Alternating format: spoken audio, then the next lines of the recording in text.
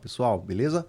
Vamos lá, segundo vídeo, né, do nosso desafio de vídeos diários de segunda a sexta, tá? Da nossa AZ700, beleza? Então, não vou me delongar, né? Já vamos agora falar de endereços IPs públicos, tá bom? Então, vamos lá na sequência. Aqui, no nosso endereço de IP público, né, eu quero fazer com que você entenda um pouco a diferença, né, do... Pouco não, você vai entender bem a diferença de IP público e IP privado agora, tá?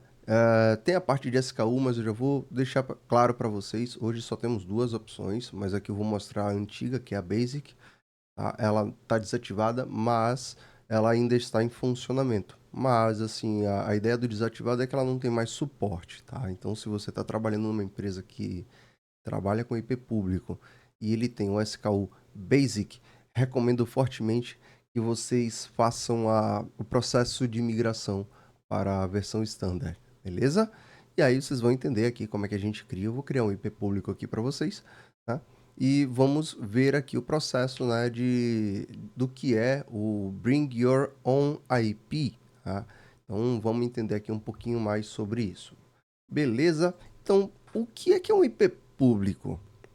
Vocês já entenderam que o IP privado é uma forma, né, de comunicação dos nossos recursos, né? É uma estrutura, um bloco, todo um mecanismo de comunicação entre os recursos. Sem o IP não tem comunicação.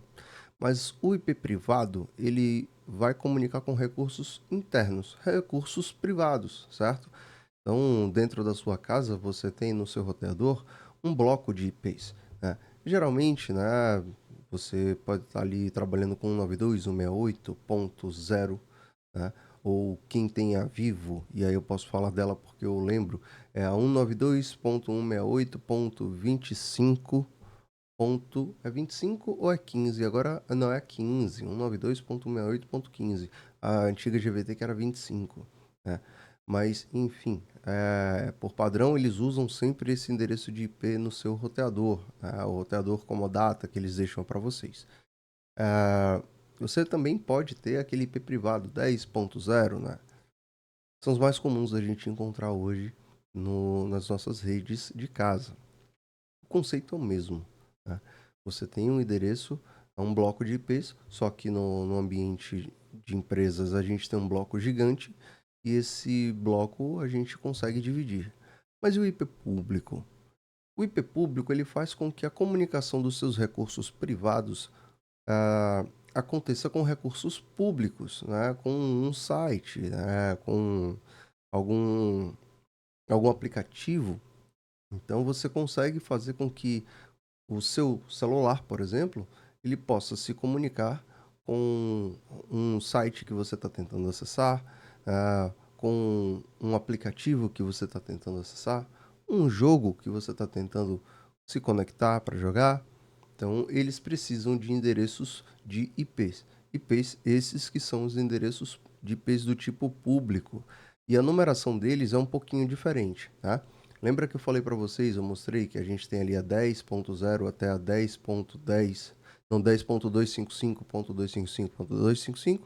Então, esse é um endereço da RFC 1918 que fala do endereço privado. O público, ele já não é pertencente a esse tipo de bloco.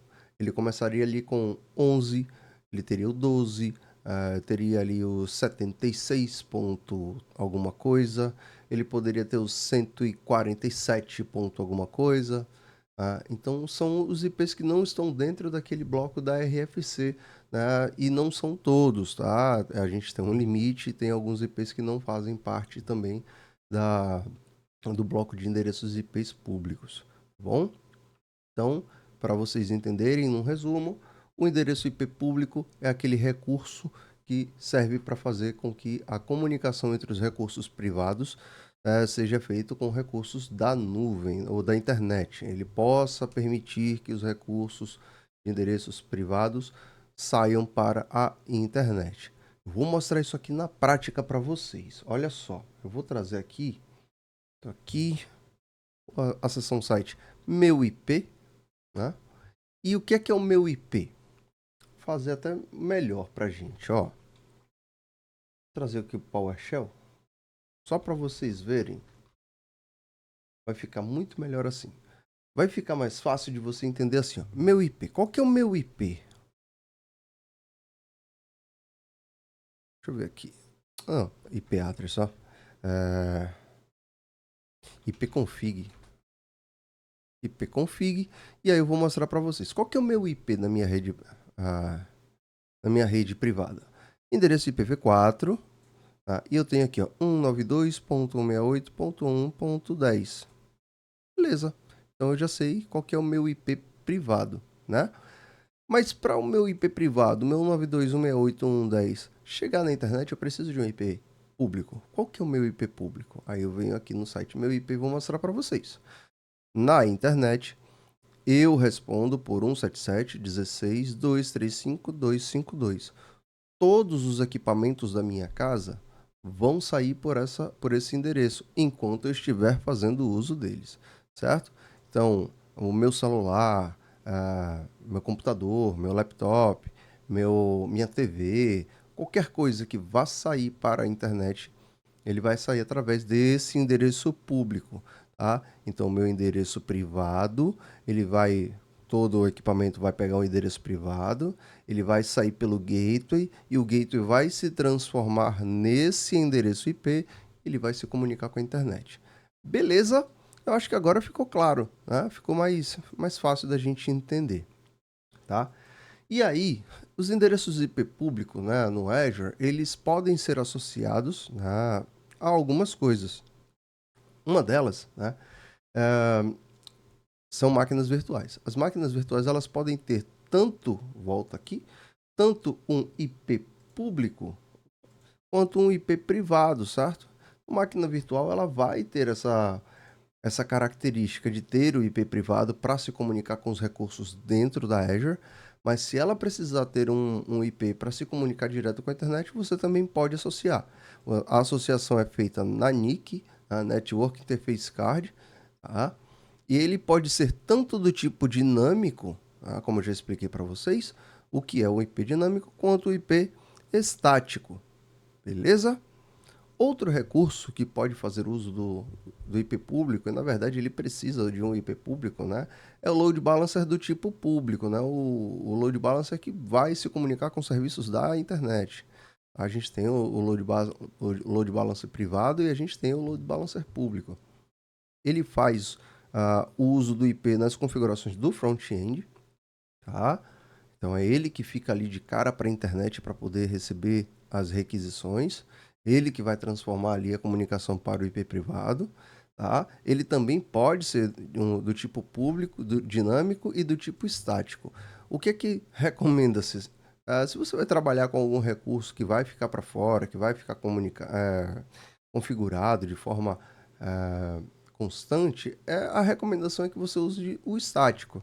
Né? Porque imagina, você publica uma aplicação e aí ela tá lá no meio rodando, tá tudo certinho, aí um dia você tem um problema, né? E por algum motivo você tem uma indisponibilidade, algum script desligou tudo e aí quando você volta você está com outro IP. Não vai dar muito certo, né?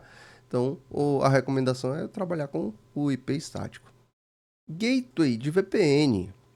Isso aqui é extremamente necessário ter um IP público, porque sem o IP público você não fecha a comunicação do seu ambiente on-premises com o seu ambiente em nuvem. Então, o que é que ele faz? O gateway de VPN, a VPN eu vou botar assim de uma forma bem simples. É como se ele abrisse um portal aqui. Esse portal ele tem uma porta, uma passarela de comunicação entre o seu ambiente privado com o seu ambiente privado da nuvem, né? Ou seja, de onde for, né? Uma filial, qualquer coisa, mas ele precisa de um endereço de IP público de um lado e um endereço IP público do outro, tá? E aí vocês trocam as chaves de segurança para dizer, olha, eu sou eu. É como se ele autenticasse, né? Que eu sei quem é você, você sabe quem sou eu, tá aqui a forma de autenticação e agora a gente pode comunicar entre nós, né? A gente consegue se comunicar, ok? Outro que pode ter o IP público é o gateway de aplicativo. que ele também tem uma configuração lá no front-end, tá? Então, a configuração é similar ao nosso load balancer, beleza? Ele vai ter uma configuração de IP público ali no seu front-end, tá?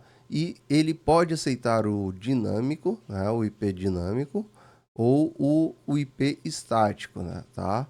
Então, na sua versão 2, no seu modo V2, você pode colocar o estático, no dinâmico você aceita apenas no V1, tá? Firewall do Azure também pode aceitar, né? Ele deve, na verdade, ter ali uma configuração de IP, tá? Então a configuração também fica ali no seu front-end, tá? E o Gateway NAT, ele também tem uma configuração do seu IP no Gateway. É importante, não dá para virar um Gateway sem, né, sem o IP público. E aí qual que é a diferença? Esses dois últimos, tanto o Firewall quanto o gateway, eles não aceitam IP dinâmico. É IP sempre estático. Eles precisam ter o mesmo IP sempre. Beleza? Então, é basicamente o que ele fala aqui. Ó. Os recursos de endereços públicos, eles podem ser associados a recursos como interfaces de redes, ou seja, uma placa de rede de uma máquina virtual, os balanceadores de carga, os load balancers, certo? Que são voltados para a internet, gateway de VPN, gateway de aplicativo. Isso tudo são recursos que eles ficam faceados à internet. Se eles estão de cara para a internet, eles vão precisar de um IP público. A única diferença que você pode estar pensando é a máquina virtual, ela é opcional. Se você quer que ela fique faceada para a internet, ela precisa. Se não quer, você não utiliza. Beleza? Maravilha. E aí, a gente tem aqui, ó, a parte do SKU que eu falei para vocês. Hoje, né, e aí eu vou falar de hoje, abril de 2026, tá? Não existe mais disponível para você configurar no seu ambiente SKU básica, tá? Então, é só Standard ou Standard V2, tá? Qual que é a diferença? A Standard você vai utilizar para qualquer coisa que você queira associar o IP público e seja cabível. A Standard V2, ela é para Gateway, tá bom? Vou mostrar isso aqui já já para vocês, tá? Então, assim, se você está trabalhando hoje numa empresa que ela tem uma SKU básica, né, um IP público de SKU básica, entenda que esse seu IP público ou esse recurso que está fazendo uso do IP público, ele não está de acordo com o padrão Microsoft, né? Consequentemente, você vai ter dificuldade no suporte. O IP público de SKU básica, ele não tem mais suporte, então é recomendado, altamente recomendado que vocês troquem, façam o processo de atualização do seu endereço IP público para o SKU Standard, tá? E sempre que vocês encontrarem isso, verifiquem o processo de migração, né, de atualização. Por quê? Em algum momento, se vocês precisarem de suporte, a Microsoft não vai fornecer isso para vocês, tá? Essa informação hoje, ela pode cair na sua prova apenas sobre atualização, mas a Microsoft ela não te cobra mais SKU básica na prova, tá? Então você não vai ter mais isso. Veja que a diferença, né? Existem algumas diferenças e eu vou mostrar uma delas para vocês. Ó, o SKU básico ele já vinha aberto por padrão, então a comunicação ela já era aberta. Você tinha que colocar o NSG, mas ela era opcional, certo? Já no standard, você precisa permitir o tráfego de entrada com NSG. Ela já é segura por padrão. Ela já traz recursos de segurança, certo? Então, uma recomendação que ele diz aqui, ó, sempre use o método de alocação estática. É importante, tá? Já é seguro por padrão, são fechados para o tráfego de entrada, ou seja, você precisa permitir a entrada do tráfego, tá? Você tem aqui, pode ser com redundância de zona, pode ser zonal ou sem zona, tá? E no Basic você não tinha esse cenário de alta disponibilidade. Então, era uma coisa que, assim, parou de fazer sentido para a Microsoft manter um recurso desse, já que a busca é sempre por uma melhoria, sempre por uma capacidade de entregar algo mais toda vez. tá bom? Então vamos lá. Aqui, né? Aqui é um processo de criação e eu vou mostrar isso na tela, não vou mostrar isso aqui em slide, aqui na tela. Vamos lá. Eu venho aqui, ó. Eu tenho já aqui Public IP Address, ou eu posso simplesmente pesquisar como PIP, né? O PIP ele não apareceu, infelizmente, só para me deixar aqui com vergonha, mas não tem problema. Public IP Address ou IP público, tá? E aí eu venho aqui no recurso, Create. A diferença aqui de uma tela para outra mínima, tá bom? Mas vamos focar na tela aqui. Então vamos lá. Na hora da criação, né, seleciono aqui a subscription, já vai ser por padrão. O grupo de recursos você pode criar outro, tá? E ele, como ele já sabe que esse grupo de recursos está aqui no Brasil, ele já cria aqui por padrão. Ó, eu vou criar aqui no Brasil, beleza? Mas eu posso criar em outra região, tá? Mas o IP ele é associado também à sua região, tá bom? E aí eu posso definir, né? Vou botar aqui PIP Brasil. Beleza. Public IP Brasil. Qual que é o tipo de IP? Eu quero IPv4 ou IPv6, né? No caso aqui, eu geralmente trabalho com IPv4, mas é importante saber sobre o IPv6 também, tá? É um bloco muito diferente, mas na sua característica, tá bom? E não é uma coisa absurda, mas visualmente você não consegue ler exatamente, facilmente, um IPv6. Você precisa entender a estrutura de leitura. A estrutura de leitura de um IPv4 é muito simples, são 4 blocos. 192, 168, 0, 10. Pronto, você já leu os 4 blocos. O IPv6 é diferente, então recomendo que você faça uma leitura e entenda um pouco de IPv6. Tá? E aí, aqui onde eu falei para vocês, o SKU.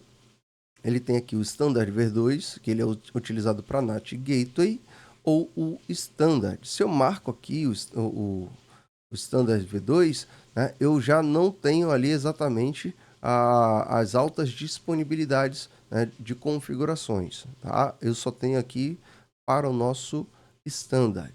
Tá? Daí, tudo tranquilo, certo? E aí eu posso definir, né, como é que vai ser a minha redundância. Se vai ser em zona, se é uma zona redundante, se vai ser aqui com uma availability zone em 3, em 2. Tá? Então a gente tem essa possibilidade. Qual que é a tier? Se é regional ou global, tá? Então se eu coloco ela na regional, eu vou ter a availability zone. Se eu coloco ela em global, eu já não preciso definir uma availability zone. Bom? E aí ele está até falando aqui uma configuração, né? Confirme que o Brasil South, no caso a localização onde a gente colocou, é uma região casa, né? A cross region load balancer, então um load balancer de cross região, né? Entre regiões cruzadas, digamos assim, IP, IP público global ou prefixos de IP global precisam ser deployed, precisam ser provisionadas dentro de uma região home suportada, tá bom? Então a gente precisa confirmar. Nesse caso, eu colocaria aqui EastWest 2, EastWest, mas você precisa confirmar se o local onde você está colocando, fazendo o deploy desse IP, tem essa disponibilidade. Beleza? O que é que eu posso te falar aqui? Ó? Eu posso configurar também um timeout. Então, o que é que ele fala aqui? Ó? Mantenha o timeout, né? Idle timeout. Mantém o TCP ou HTTP, as conexões de TCP ou HTTP, abertas sem replicar, né? sem o relying dos clientes, mandando um keep alive, né? Mantendo é como se eu estivesse confirmando que um recurso está ativo, tá? Então eu posso dar até 4 minutos para ele ter um entendimento de timeout, tá bom? Eu tenho um rótulo DNS, aí eu posso colocar aqui tudo da nuvem, ponto Brasil Salt, e aí eu posso, ele vai passar a responder por esse endereço, mas não é obrigatório, tá? E eu tenho também o Domain Label, tá? Que é um rótulo, mas isso aqui é um recurso em preview, tá bom? Preview ele ainda não é cobrado na prova desse jeito, tá? Só mesmo quando ele já está em definitivo, ok? Na criação do IP, a gente tem proteção de DNS e a gente pode proteger contra uma contra-rede, né? E aí ela é uma DDoS protegida e herdada de redes virtuais. A gente pode proteger especificamente para um endereço IP ou simplesmente desabilitar. Beleza? Vou deixar aqui desabilitado e aí eu posso ir para o Review and Create. E aí, basicamente, a criação de um IP público é essa. Não tem mais segredo, tá? Você só precisa entender o que é que você precisa habilitar na criação do seu recurso, né? Na criação do seu IP público. Posso mandar criar aqui o recurso, tá? E logo eu desabilito, mas eu vou mostrar para vocês que ele vai me dar um endereço de IP um pouquinho diferente, tá bom? Vamos dar uma olhada aqui, vamos aguardar ele criar. Opa, vamos ver, ele teve uma falha.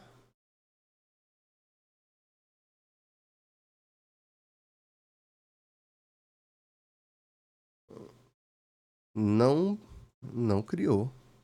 Não criou aqui, vamos... Não foi, vamos tentar de novo? Vamos criar aqui mais uma vez. Eu vou jogar ela só em outra região. Não entendi o PIP, Brasil. Deixa aqui tudo como standard. Deixa ele como... Opa, deixa ele aqui como zona. Tá? Não vou alterar nada. Vamos lá direto para o Review and Create. Só quero mostrar para vocês mesmo o IP criado.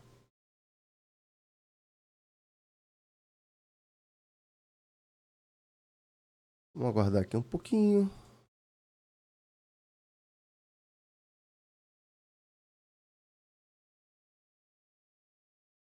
Já me deu um criado aqui no status, né?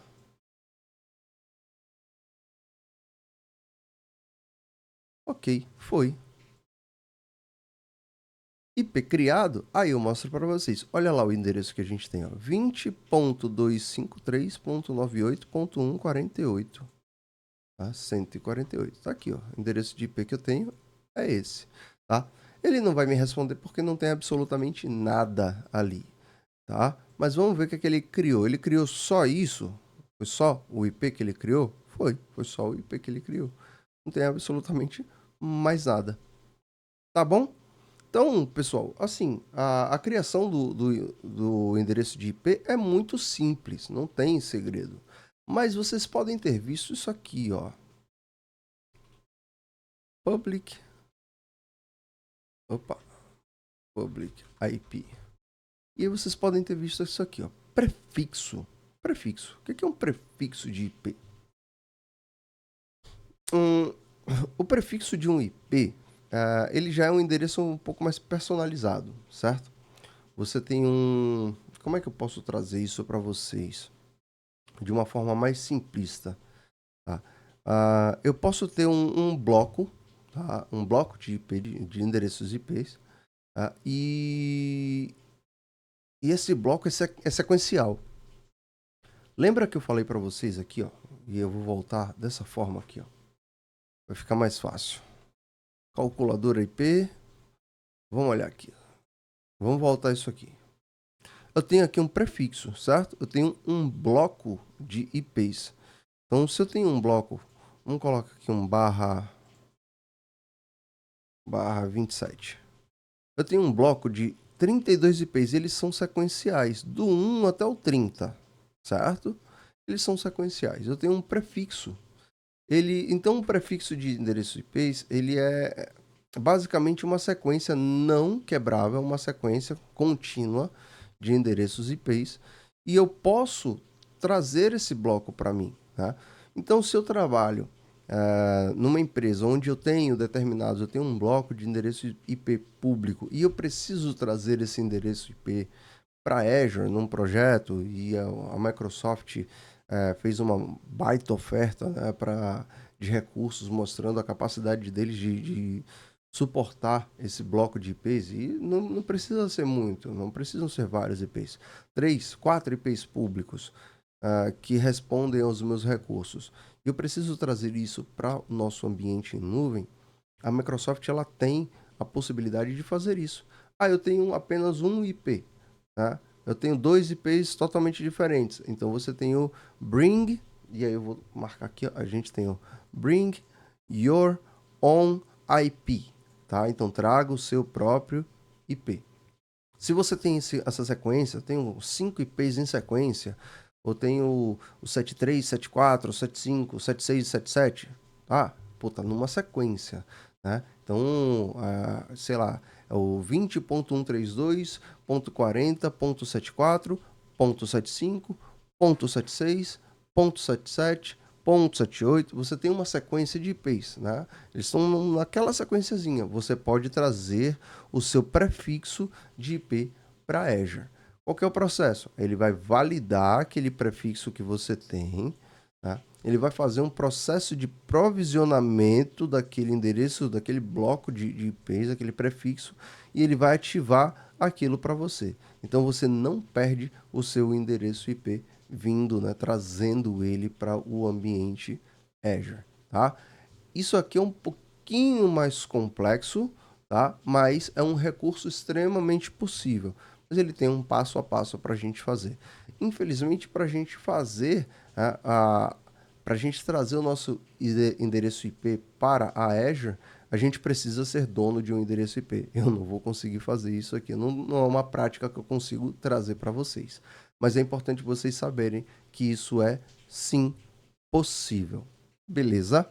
Então, pessoal, é isso.